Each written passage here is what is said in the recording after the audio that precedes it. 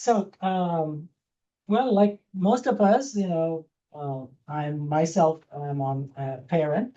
My daughter's name is Siri, and that's her. By the way, she was named before Steve Jobs came up. So they owe us some money. Um, she was diagnosed with autism around when she was 3, because in those days, that's how long they would wait before they would diagnose. I knew something was different, something was wrong. I would say within a few weeks of her birth, the way she would interact or the way she would respond to me versus her mom was very different. And so I was suspicious that something is going on, but I didn't know what it was. Anyway, she went through the typical, special needs school, special education. She's nonverbal, non-speaking, so it's a lot of challenging behaviors, aggressive behaviors, and so there was a lot of turmoil in the family. And I'm sure our brothers have gone through that also as we were raising them together. Um, One of the things that we most recently found out was that she is able to communicate with the letterboard, and that was only about 3 years ago. We knew that letterboard existed. We tried it.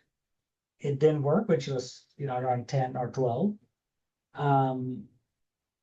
But the problem was that there was no systematic education part for the parents and for the children. But we were so fortunate that we found out that she can communicate, and now she is actually right now she's taking a midterm for a chemistry class in San Mateo College. But we were fortunate. We were very fortunate. And then before that, one of the big challenges was, we were thinking about, placement. Once you become an adult, you have to have independent living situation. And so with all these behaviors, we were thinking about, how do we control this? And it's hard to get caregivers when you have a difficult, challenging child. And so we, spoke with many doctors. I've had a lot of friends and people that I know from work. And eventually we decided that, okay, we have to put her on medication, to control the behavior. But when you put people on medication, of course, it's gonna change the whole, organism.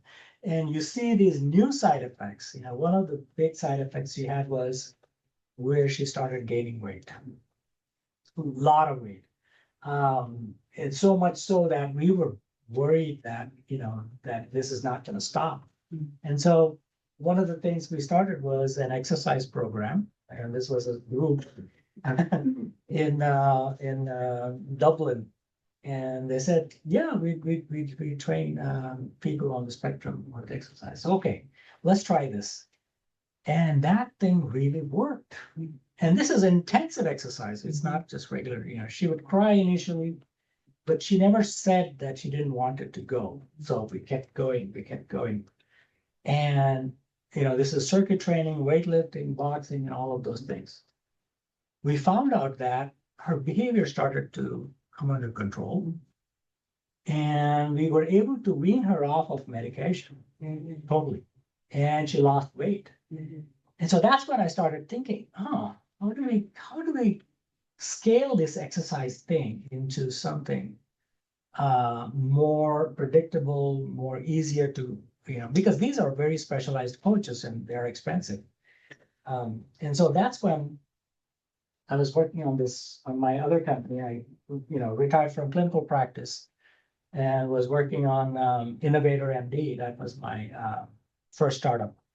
And at Innovator MD, what we do is we promote innovation through teaching, courses, classes, conferences, meetups, and all of those things. And we're the largest group, by the way, by now. And we do this, and I come across 150, 200 startups each year. They come to my desk. And, I would go through those and maybe pick 30 or 40 of them to come present at my meetings. And usually I pick one or two companies to work with closely as an advisor, sometimes as an angel investor, sometimes as a part-time chief medical officer for that company. There was one such company that came that I was really interested in. And this company was making this machine. And they were doing that, they were building it for stroke rehabilitation. And I said, wow, this sounds exciting. This has very interesting technology, robotics, virtual reality, and video game. They wanted to use that to help stroke patients recover from stroke. And these are patients that have had deficits for years. And there was nothing else to be done for them in the typical traditional healthcare system. So I joined them because I wanted to learn about this thing. And long story short, we came up with the prototype, and then I took my daughter over there, which is in Salt Lake City, and had her try the machine. She tried the machine, and she loved it. And that's when I realized, wow, this is exercise. You actually start sweating within 5 minutes of sitting on this machine. And it's fun because it is video game and it's very deeply immersive. And then as we started testing it on stroke patients, what I saw was dramatic improvement in those patients, which is never heard of. And so this is a very unique concept where you are taking the brain, bombarding it with sensory inputs, challenging with motor input, motor demands, and cognitively you have to play the game. So you are challenging the whole brain, basically.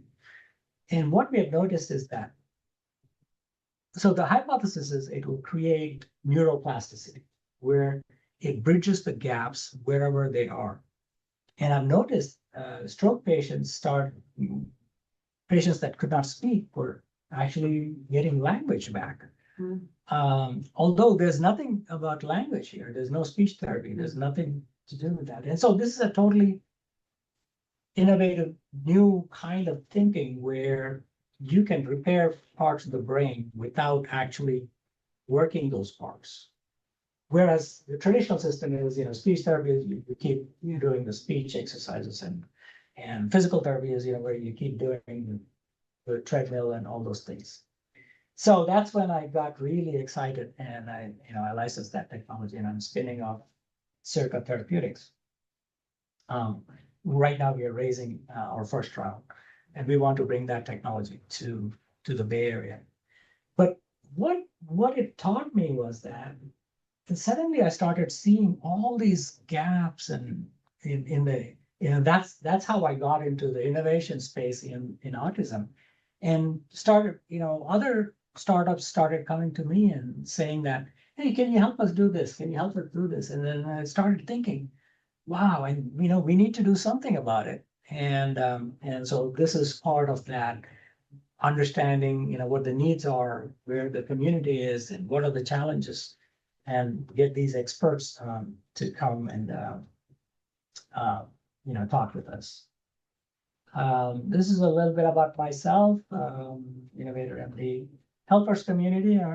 By the way, those of you who haven't seen the table out there, I am part of their board, vice president, and we have these wonderful young ladies who are also our board members and our president. And it is a great nonprofit. You should know about it. They're doing great work. So please go check them out at the table. I'm also an advisor to Forta Health. Forta Health is a telemedicine company for ABA, and so they are great. It was started by a friend of mine, and also I'm on the board of Clearwater Ranch, which is a housing project in Sonoma County. You should check it out. I don't want to take you to the, of course, about the numbers, millions, right? Well, one quote I want to share Darat Khosrowshahi, who was the CEO of Uber, he calls this the ultimate growth industry. Yeah. Unbelievable. I mean, in a way, that's true because this is the fastest growing developmental condition there is. There's no other condition. If you think about cancers, if you think about heart attacks, if you think about any other conditions, nothing is so consuming as Vijay has shared. You know how big this problem is. No new therapies. A couple of decades ago, is the same thing that is still there. No biomarker test, although there are some in the pipeline. I heard from Sirica. No known cause, as Elizabeth is working on those things. And so we got to do something about it. And so we said, okay, so there is funding, some funding, although, the new administration has changed, a lot of the rules about government funding. People are there, people are willing to work, the technology solutions are there, right now it's. And so I said, what can a single person do? I said, okay, I'll provide space, and that's what we are doing here. We want to introduce Sirica Center for Autism Innovation. Oh. We want to invite anybody, because this occurred to me last month. There was a group from Calgary, Canada, researchers there working on a tool for autistic individuals. They wanted to do a study. And so they contacted me and they said, can you find space for us? I said, what are you going to do? Oh, we're going to, bring our equipment, try it on individuals and have them test. It takes about an hour each person. And what I was surprised was 15 people signed up for just one weekend. Over one weekend, they were able to do 15 interventions or 15 assessments. Thank you. And so then I felt, okay, there is a need here. Families want new solutions. Companies need space. We have the space here. We were central, San Francisco, close to the airport. Close to the airport. Right now there's this big biotech hub, 1 million square feet of biotech companies coming here. Wow. And so we said, okay, we got to do something. All right, we can provide space. So I welcome you to join me in inviting people, inviting companies. And we do have, by the way, we do have another office upstairs that has two private offices where you can actually, talk with patients and talk with, subjects, research subjects, and actually, create a program for research. And so we want to offer that to the community. I know you wanted, some parent groups. You're welcome here.